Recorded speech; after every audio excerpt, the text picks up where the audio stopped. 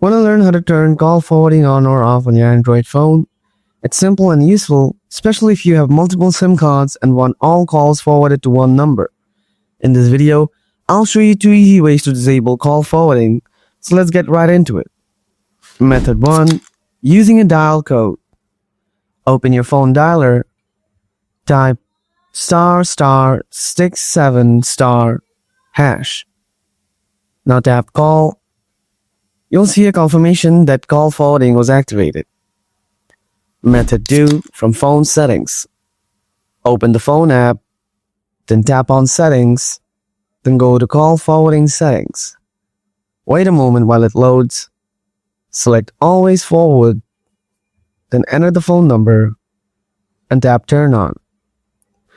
Now I'm going to show you how you can disable it. Again, open phone app, then tap on settings. Go to call forwarding settings, tap on always forward option, and then turn off. That's all there is to it. Now you know how to easily turn call forwarding on or off on your Android. If this video helped you, don't forget to like and subscribe. Thanks for watching, and catch you in the next video.